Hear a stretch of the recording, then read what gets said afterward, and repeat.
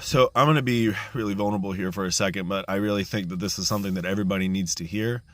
Um, this guy at work, man, he just told me something that like really fucked me up. Me and my wife just had a new baby. She's 2 months old, a little over 2 months old, and she has been so hard. Our first daughter wasn't this hard. I mean, she was an easy baby, and my daughter is she's colicky, and so anybody that has had a colicky baby knows that they will just cry for hours on end for no reason. They could be fed, changed, loved, comfortable. They're just worked 24 hours a day. And she doesn't want to sleep regularly. She doesn't want to be put down. She's work all the time. And it has completely changed the dynamic of our household. I mean, how things run when I get home in the morning, me and my wife's intimacy, our time together that we get to spend, all of it has changed. And I don't care what anyone says or how strong your marriage is, that will drive a wedge between you guys. And so we got into a big fight a couple days ago, and it bled over into the next morning. Well, today, the guy I work with, I was just talking to him, and he was like, "Are you doing all right?" I was like, "Yeah, I'm fine." He was like, "You seem a little bit different, you know. Normally, I'm like really chipper and laughing and funny and stuff."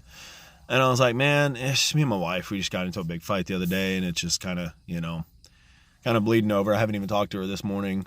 And I told him, I was like, I'll just, whenever I get home today, I guess we'll figure it out. If not, whatever. And he said, "Who told you that?" And I was like, well, I mean, that's my plan, whenever I get home. And he said, "No, who told you that you were going to make it home?"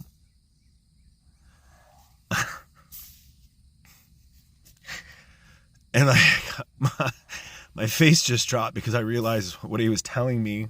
And he said, "Look, I'm not a relationship counselor and the last person to tell somebody what to do."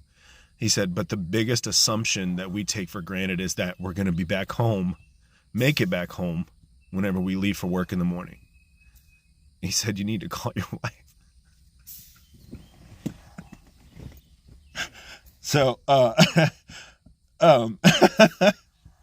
had to pull over here away from him because what he told me just like really fucked me up. And now I'm fixing to call my wife. So